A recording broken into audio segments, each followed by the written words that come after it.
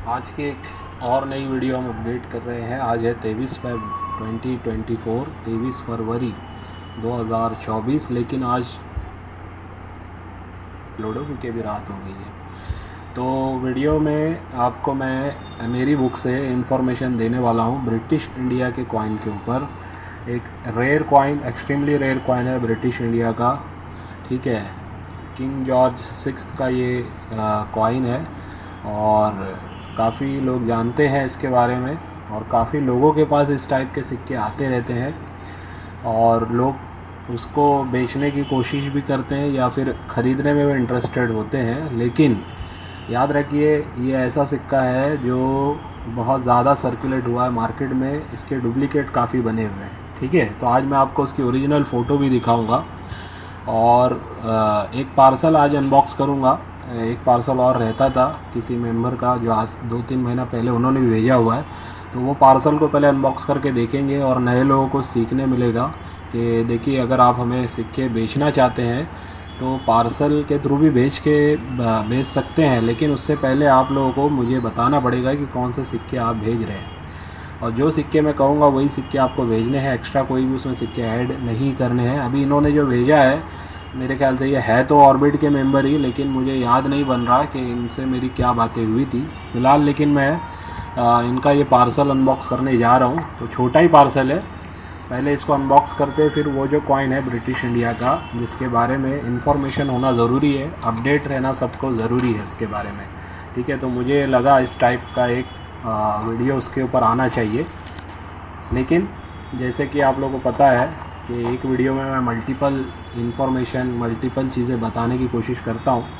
अभी रिसेंट जो वीडियो आया था सेलिंग पर्पज़ का, वो इसलिए सिर्फ स्पेसिफिक बनाया था मैंने सेलिंग पर्पज़, क्योंकि उससे पहले 2 मैंने अलग वीडियो दे दिए हैं आपको, जिसमें इंफॉर्मेशन भी रही सिक्कों की, जैसे 25 पैसे के स्टील वाले है ना, मैप वाले सिक्कों की इन्फॉर्मेशन। और फिर उसके बाद फिर मैंने वो गेंडा छाप कॉइन के ऊपर भी 25 पैसे का, उससे पहले 50 वाला मैप था, 50 पैसे वाला, और 25 पैसे वाले को मैंने कवर किया है। लेकिन आज पहले तो ये अनबॉक्स हो रहा है। अभी ये देखते हैं, मुंबई से होते हैं ये जिन्होंने भेजा है। ये मुझे बोरीवली एग्जीबिशन में भी मिले थे, और मेंबर बनने से पहले भी काफ़ी टाइम मैंने इनको बोला था जो आपका कलेक्शन है ना, वो सिक्के प्रॉपर नहीं है, यानी स्मारक सिक्के उन्होंने ज़्यादातर जमा किए हुए हैं, और वीडियो को शायद उन्होंने सही से देखा नहीं है, या उनको समझने में कुछ गलतियां हुई है। मिंट मार्क वगैरह मैच नहीं करता उनकी ज़्यादातर सिक्कों का, और उनको शायद ये भी लगा होगा कि मेंबरशिप लेने के बाद सारे सिक्के शायद मैं उनके ख़रीद लूँगा। तो ऐसा कुछ भी नहीं होता है। मेंबरशिप में पहले आपको जो मेरी बुक वगैरह जो मिलती है, उससे आपको इन्फॉर्मेशन, ज्ञान हासिल करना है कि कौन से सिक्के बिकते हैं, ठीक है। वही सिक्के आपको कलेक्ट करने हैं, बेचने के लिए हो या फिर अपने कलेक्शन में ऐड करने के लिए, वही वाले सिक्के ज़्यादातर आपको बेनिफिट दे सकते हैं। इनका अमर पात्रा नाम है मेरे ख्याल से, ठीक है, बता देना चाहता हूँ मैं, ताकि जब वो वीडियो देखे, उनको वीडियो तो पता ही चल जाएगा, फिर भी मैं स्पेशली भेजूँगा ताकि उनको भी पता चले कि उन्होंने किस टाइप के सिक्के भेजे हैं। और प्रैक्टिकली देखिए अभी मैं दिखाने जा रहा हूँ, ताकि उनको भी पता चले और लोगों को भी पता चले। ये इतने सब सिक्के हैं जो उन्होंने भेजे हैं। सबसे पहले देखिए, मैं 5 रुपीज़ के कॉपर निकल वाले सिक्के उठा रहा हूँ, जो बहुत लोगों के पास रहते हैं, ठीक है। अब इन्होंने इस पर लिखा भी है 8 सिक्के मेरे ख्याल से 1996 से 2002 तक। तो अब इसमें जो रेयर होता है 2004 का हैदराबाद, यानी स्टार मिंट मार्क वाला सबसे रेयर होता है। और फिर अगर 2004 की सीरीज़ की बात करें तो कलकत्ता वाला और मुंबई वाला कुछ कलेक्टेबल माना जाता है। अब इन्होंने भेजा है 1995 का नोएडा मिंट, जो कहीं ना कहीं स्कार श्रेणी का है, ठीक है। 96 का नोएडा मिंट, ये भी स्कार श्रेणी का है। 2002 का भी नोएडा मिंट, ये भी है, कलेक्ट किया जा सकता है। सन 2000 का ये मुंबई मिंट है, इसके बारे में मैंने शायद नहीं कहा है कभी। 1999 मुंबई मिंट है, लेकिन बैक साइड में जो है ना अशोक स्तंभ उभरा हुआ होना चाहिए, तो ये कहीं ना कहीं फ्लैट लैंड डाई वैरायटी होता है, ये नॉर्मल है। अशोक स्तंभ इस टाइप का होना चाहिए, बताता हूँ मैं आपको। ये देखिए, इस टाइप का अशोक स्तंभ अगर 1999 के मुंबई मिंट के कॉइन में होगा तो वो ज़रूर इस कंडीशन में 800 से 1000 रुपये की वैल्यू रखता है। तो ये वो वाला नहीं है, ठीक है। 96 मुंबई मिंट है, नोएडा नहीं है ये। 2003 भी मुंबई मिंट है। तो ये सब कॉमन है, इसको रखना नहीं है। 94 का ये भी मुंबई मिंट है। हाँ, इसमें रेडिड एज होता, प्लेन एज होता, ठीक है, या ओवर वेट होता, या कुछ डाई रोटेशन का एरर होता, या और कुछ एरर होता, तो इससे वो इसकी वैल्यू बढ़ जाती। लेकिन ये फ़िलहाल कॉमन है। इसमें देखिए इन्होंने 3 सिक्के स्कार श्रेणी के निकाले हैं।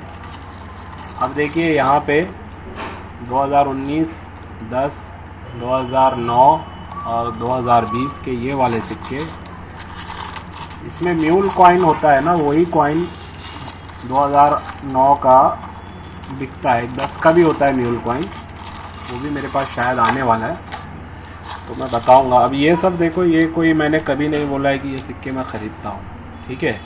अब इन्होंने ये रेन ड्रॉप वाले सिक्के, मेरा वीडियो आज तक नहीं है इसके ऊपर कि मैं ख़रीदता हूँ, ठीक है। इसमें कुछ है जो स्कार श्रेणी में जाते हैं 10-20 रुपीज़ में, जिनके हाल ही में थोड़ी डिमांड है मार्केट में, उसके ऊपर अलग से कभी वीडियो आएगा। देखिए ये म्यूल नहीं है। 15 रेस मैंने एक रिसेंट वीडियो में भी बताया था।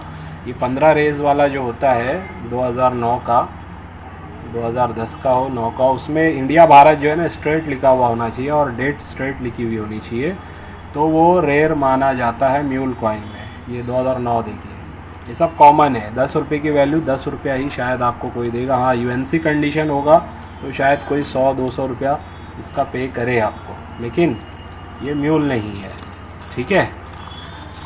तो लोगों को सीखने के लिए भी मिल रहा है म्यूल कॉइन क्या होता है क्या नहीं होता है। आपको अगर जानना है तो मेरी बुक में भी मैं इसके बारे में दे चुका हूँ। फ़िलहाल मैं वापस दिखा देता हूँ। देखिए वीडियो में एक बार दिखाया था मैं, अभी वापस दिखा रहा हूँ, है ना, ताकि फिर से आपको समझ में आए नए लोगों को ये म्यूल कॉइन किस टाइप से दिखता है।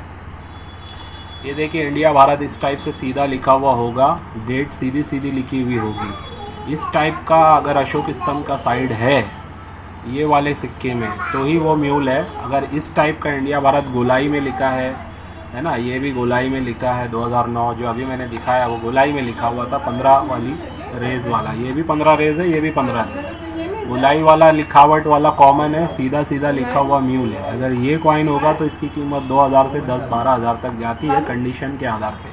फ्रेश न्यू कंडीशन में 10,000 से ज़्यादा भी आपको दिला सकता है। तो ये वो म्यूल कॉइन है। नए लोग कंफ्यूज ना हो, चीज़ों को सीखें समझें, उसके बाद कॉइन का कलेक्शन करें। अब देखिए ये सब कॉमन सिक्के हैं, मैं नहीं ख़रीदता हूँ। भले ये स्टार वाले हैं 2021 के, लेकिन ये AKM नहीं है, ये रेन ड्रॉप वाले सिक्के हैं 2 रुपये के। आपने शायद इतना सुन लिया होगा 2021 का 2 रुपया हैदराबाद मिंट का रेयर है, तो ये AKM का नहीं है, आज़ादी का अमृत महोत्सव वाले रेयर होते हैं, ठीक है। ये देखिए ये भी, ये सब वही है 2 रुपीज़ के, भले ये फ्रेश कंडीशन में है, लेकिन अब ये तो मुंबई मिंट है 2021, ये भी रेन ड्रॉप ही है। तो ये सीरीज़ में मैंने कभी नहीं बोला है कि मैं ख़रीदता हूँ। अब आते हैं, देखिए ये 2021 का इन्होंने रेन ड्रॉप फिर से जमा किया है। यूएनसी कंडीशन में वैल्यू होती है, हर कॉइन की कुछ ना कुछ वैल्यू होती है, कलेक्टेबल बन जाता है। लेकिन जो 21 का है 2021 का, वो आज़ादी का अमृत महोत्सव वाला है, उसमें मिंट देखने की ज़रूरत नहीं, सिर्फ ईयर देखना है और जमा करना है। ये वो सब सिक्के नहीं है। और देखिए ये क्रॉस वाला 2 रुपये, इस पर भी मैंने आज तक वीडियो नहीं बनाया है कि मैं कोई इसमें से ख़रीदता हूँ। हाँ, इसमें म्यूल आता है, जैसे इंडिया भारत अभी इस पर सीधा लिखा हुआ है ना, यही वाली डाई उसमें गलती से इस्तेमाल हो गई है, ये वाले की नहीं, सॉरी, वो जो 2 रुपया इस टाइप का आता है ना, उसकी इंडिया भारत की डाई, वो म्यूल 10 रुपीज़ पे इस्तेमाल हुई। लेकिन इसमें जो है ना इंडिया भारत गोलाई में अगर लिखा हुआ आ गया तो ये म्यूल माना जाता है। लेकिन ये सीधा सीधा लिखा हुआ इसमें 2 रुपये में, ये नॉर्मल है, ठीक है। शायद इसमें नहीं, मेरी गलती हो रही है बोलने में, वही 2 वाले में ही वो गोलाई में लिखा हुआ आता है, क्योंकि 10 रुपीज़ की प्लेनचेट उस पर यूज़ हो गई और 2 रुपीज़ की वो वाले की प्लेनचेट 10 रुपीज़ पे यूज़ हो गई। इसमें कोई म्यूल इस टाइप का नहीं आता है। हाँ, लेकिन इसमें डाई वैरायटी होती है, 2 बड़ा लिखा हुआ होता है, और जो पीछे का ये जो है क्रॉस जो बना हुआ है ये भी छोटा बड़ा आता है, वो डाई वैरायटी होती है। उस पर मैंने कभी काम नहीं किया है, तो वो मेरे हिसाब से अभी मैं उसके ऊपर कोई कमेंट नहीं करूँगा, लेकिन वो मैं ना ख़रीदता हूँ ना बेचता हूँ। देखिए 1991 का हैदराबाद है, हालांकि ये 93 का होता इस कंडीशन में। गेंडा छाप अभी रिसेंटली मैंने वीडियो बनाया था, इस कंडीशन में भी उनको 7-8 हज़ार रुपये में पे कर देता, ठीक है, क्योंकि इसकी वैल्यू 8 से 10 हज़ार या 12 हज़ार तक इस कंडीशन में मार्केट वैल्यू है। तो मैं कम से कम 7-8 हज़ार पे कर सकता था, लेकिन ये 91 का हैदराबाद है, 93 का नहीं। ईयर और मिंट दोनों मैच करनी चाहिए, सिर्फ मिंट मैच करवा के कोई नहीं फ़ायदा होगा। अब ये देखिए 10 पैसे छोटे वाले स्टील के, इन्होंने 1990, ईयर तो सही है, ठीक है, 1996 कलकत्ता है, 1990 मुंबई है, और 1997 एक है। ये ईयर का थोड़ा सा वैल्यूएबल है, मैं अपनी बुक से बताता हूँ। मेरी ये सेकंड एडिशन वाली जो बुक है ना, इसमें भी अभी कंप्लीट इन्फॉर्मेशन नहीं आई है, लेकिन फिर भी अभी जैसे देखिए 10 पैसे स्टील वाले जो है ना, इसमें अगर अभी स्कार्स श्रेणी में अगर जाएं हम, या कलेक्टेबल देखें जिसकी वैल्यू बहुत ज़्यादा तो नहीं है, या वेरी स्कार में अगर जो गया है वो भी अगर देखें, तो पहले तो 1988 में अगर है कलकत्ता मिंट तो इसको रखना चाहिए। इसमें भारत लिखा हुआ आता है भारत की जगह, ठीक है, वो वाली डाई का आपको रखना चाहिए। 1991 में मुंबई मिंट और कोलकाता मिंट, प्राइस अगर देखें तो 25 रुपये से 150 रुपया है। और 1998 मुंबई और कोलकाता मिंट, ये स्कार श्रेणी या वेरी स्कार श्रेणी आप बोल सकते हैं, जिसकी वैल्यूएशन है 100 रुपये से 500 रुपया, ठीक है। उसमें जो रेयर होता है वो है 1997 का बॉम्बे वाला, ठीक है। 1997 मुंबई मिंट जो होता है वो रेयर माना जाता है। वैसे देखिए 1990 का मुंबई है, इसमें ये भी कलकत्ता से रेयर होता है, ठीक है, मुंबई से नहीं, कलकत्ता से रेयर होगा ये, मुंबई से नहीं, 1990 का। तो और भी है इनके जो भी सिक्के इन्होंने भेजे 10 पैसे के। अब ये सी वाला जो होता है ना, ये कॉमन है, देखिए इधर सी लिखा हुआ है, तो सी हो, एम लिखा हुआ हो, या इस टाइप का कुछ लिखावट हो वर्ड, तो वो अगर फॉरेन मिंट के सिक्के हैं, यानी इंडिया के बाहर से छप के इंडिया में आए हुए उस मिंट के सिक्के हैं, तो वो सारे ज़्यादातर कॉमन है। एक्सेप्शनल केस में अगर कुछ उसमें एरर वगैरह है तो ही वो कुछ रेयर निकल सकते हैं, ठीक है। बाकी ये सी लिखे हुए कॉमन होते हैं, 25 पैसे में भी इस टाइप के आते हैं जो बाहर के मिंट से छप के आए आते हैं। अभी ये देखिए 1994 का नोएडा मिंट इन्होंने भेजा है ना, डॉट बनाया है नोएडा मिंट, तो ये कोई रेयर नहीं है। अभी मैं रडप्पा जी की बुक से भी दिखाता हूँ ताकि और भी आसानी हो जाए समझने में। 25 पैसे वाला दिखाने की कोशिश करता हूँ मैं। अभी देखिए ये 25 पैसा इनकी बुक में, जो 23 की बुक थी इनकी, इसमें से दिखा रहा हूँ मैं आपको। 1994 का नोएडा मिंट इन्होंने भेजा है, ये रहा 1994 का सेक्शन। अब देखिए यहाँ पे मुंबई, कलकत्ता और नोएडा कॉमन है, 10-10 रुपये उसकी यूएनसी में वैल्यू है। हैदराबाद स्कार है, वैल्यूएशन फिर भी 30 रुपये से ज़्यादा नहीं दी है इन्होंने। तो ये कॉमन सिक्के हैं ज़्यादातर इनके, कुछ अगर होंगे भी तो 100, 200, 300 या इतनी वैल्यू के अगर कुछ सिक्के निकले इसमें से, मतलब अगर मैं ले भी लूँ इसमें से कुछ सिक्के, तो 500-700 रुपये या मैक्सिमम 1000 रुपये के सिक्के इसमें से मैं लेने जैसे हैं, बाकी सब कॉमन है। तो ऐसा बिना बोले अगर भेजोगे तो देखिए इस टाइप से, मुझे पता था, इसके लिए मैंने अभी तक चेक नहीं किया था। अगर मुझे पता हो ना कि परफेक्ट सिक्के आए हैं तो हफ्ता 10 दिन में मैं वो खोल देता हूँ पार्सल, मैक्सिमम उससे ज़्यादा लेट नहीं करता हूँ, ठीक है। लेकिन इस टाइप के सिक्के भर के अगर भेज दोगे आप, चाहे कोई भी हो, इससे पहले भी जो 2 पार्सल मैंने ओपन किए उसमें मोस्टली सिक्के कॉमन ही थे, वैसे सिक्के नहीं थे जो मैं ख़रीदता हूँ, ठीक है। तो ये सीखने के लिए आप लोगों के लिए है कि भाई अगर मेंबरशिप ले भी रहे हो तो ऐसा मत सोचना कि आपके पुराने सिक्के मैं ख़रीद लूँगा, कोई भी नहीं ख़रीद पाएगा। हाँ, जो फ्रॉड लोग होते हैं वो इस टाइप के कुछ भी सिक्कों का आपको लाखों रुपया बोलेंगे, और जब आप उनको बेचने के लिए स्टार्ट करोगे तो वो आपसे ही पैसा मांग लेंगे किसी भी फ़ीस के नाम पे, रजिस्ट्रेशन के नाम पे, या फिर आरबीआई का टैक्स भरना है, सेल्स टैक्स के नाम पे, वगैरह वगैरह XYZ चीज़ें बोल के लाखों की लालच दे के आपको वो बोलेंगे कि भाई इतना तो भरना पड़ेगा तब हमारा आदमी आएगा या आपके अकाउंट में पेमेंट हम भेजेंगे। तो इस टाइप से वो लोग फ्रॉड करते हैं लालच दे के। लेकिन जो प्रैक्टिकल है वो प्रैक्टिकल है, बुक से नॉलेज लो, वीडियोज़ देखो, मेंबरशिप लो, इन्फॉर्मेशन लो, सही से सीखो, उसके बाद सिक्के आपके ज़रूर बिकेंगे, ठीक है। तो आज मैं भी रिपब्लिक इंडिया के ये तो मैं इन्फॉर्मेशन दे ही रहा हूँ, लेकिन ब्रिटिश इंडिया का जो मैंने कहा था, जो मेन टॉपिक है आज का हमारा, जो एक्सट्रीमली रेयर कॉइन है उसके ऊपर मैं मेरी बुक से इंफॉर्मेशन देने जा रहा हूँ, ताकि जो मार्केट में उसके बारे में बहुत सारी इन्फॉर्मेशन अभी तक सही मिली नहीं है, वो लोगों को नॉलेज होनी चाहिए, मुझे ऐसा लगता है। तो वो मेरी बुक से मैं बताने जा रहा हूँ। तो वो सिक्का है 1939 वाला 1 रुपीज़, जो किंग जॉर्ज 6 का ये सिक्का है। ये आखिरी राजा थे जो ब्रिटिश इंडिया के दौर के, जिनके शासन में ये सिक्का आया था। तो 1939 में ये जो सिक्का बना है ये एक्सट्रीमली रेयर इस वजह से हुआ।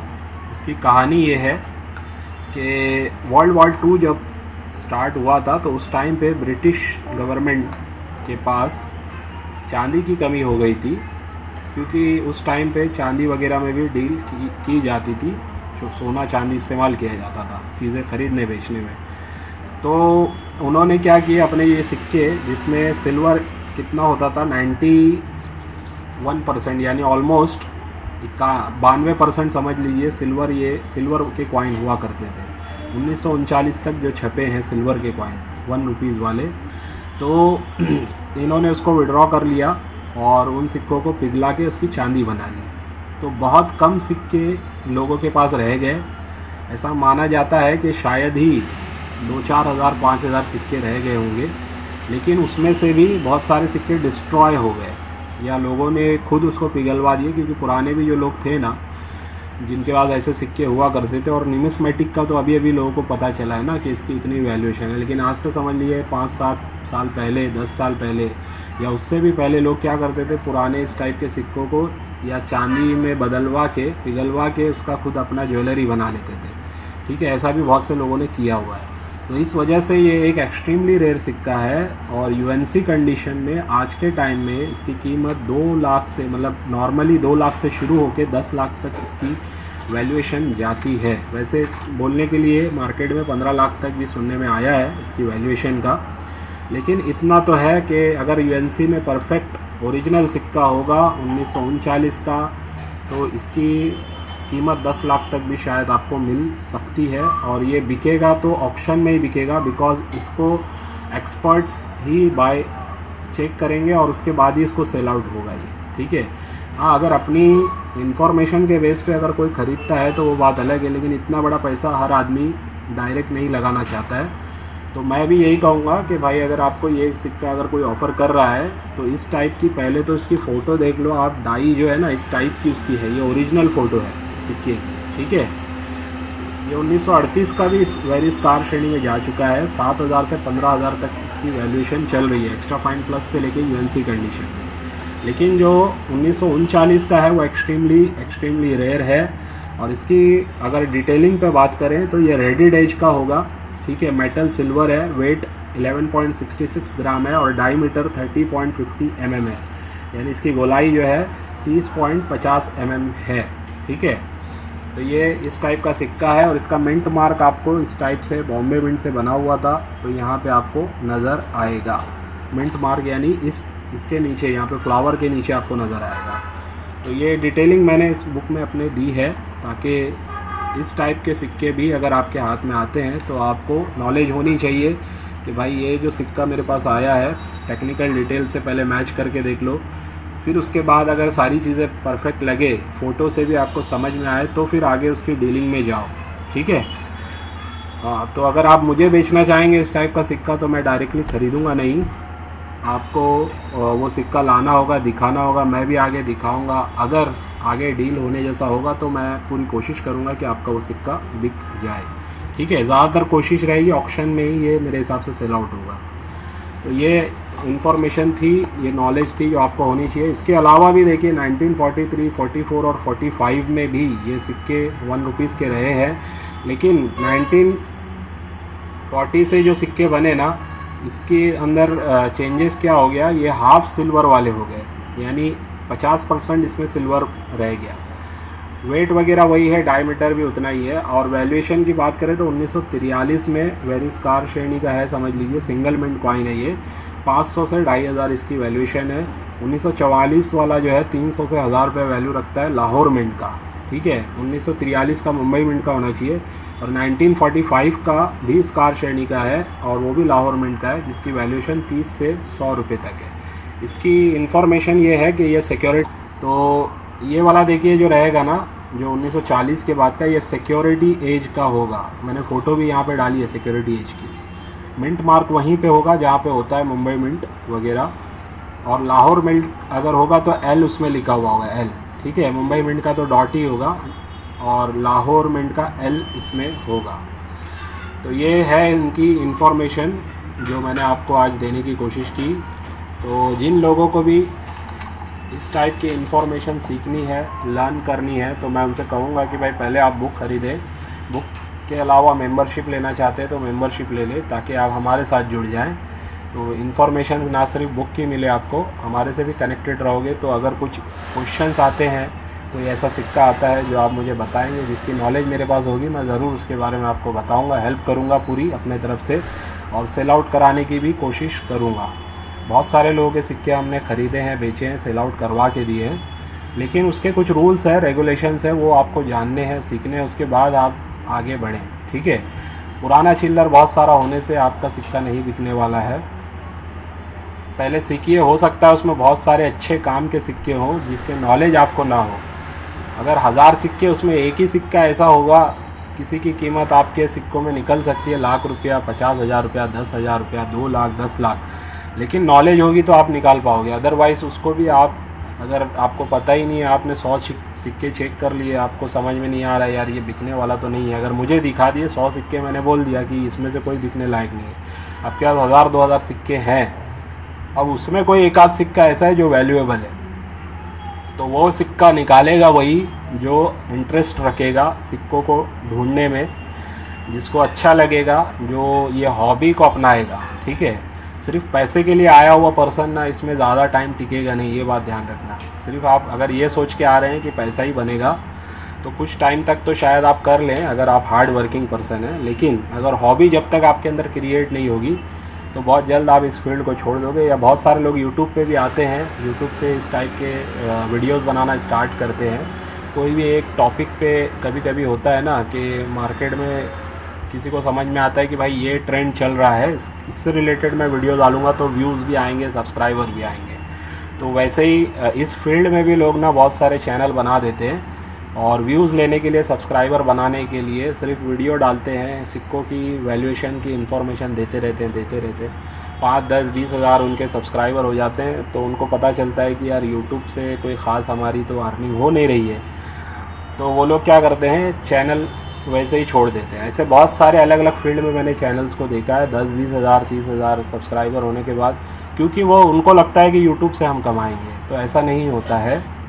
अगर किसी की हॉबी है तो उसके अगर 1000 भी सब्सक्राइबर है ना यूट्यूब पे, तो उसको कोई फ़र्क नहीं पड़ने वाला है। हमारे चैनल पे मैंने आज तक मोनेटाइजेशन इसीलिए नहीं किया क्योंकि मैं यूट्यूब से कमाने के लिए ये चैनल नहीं बनाया। 10,000 से ज़्यादा सब्सक्राइबर है, अच्छे खासे व्यू आते हैं, अच्छे खासे लोग हमारे हर वीडियो को देखते हैं, कमेंट्स करते हैं, लेकिन उसके बावजूद मैंने आज तक उसको मोनेटाइज़ नहीं किया है। कोई भी ऐड मेरे चैनल पे नहीं आता है, और जो वीडियो स्टार्ट होने पे जो ऐड आता है ना, वो यूट्यूब की तरफ से आता है, वो मेरे को उसमें कोई अर्निंग नहीं होती।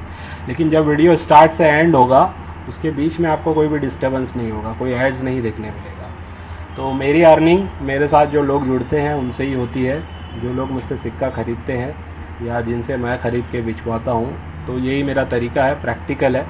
और YouTube पे मैं जो वीडियो डालता हूँ ये आप लोगों तक पहुँचने के लिए, आप लोगों को बताने के लिए, गाइडलाइंस देने के लिए, ठीक है। तो ये थी आज की वीडियो। उम्मीद है आज की वीडियो से भी आपको कुछ ना कुछ सीखने मिलेगा। तो चलिए बस आज की वीडियो को यहीं पे एंड करता हूँ। बाय।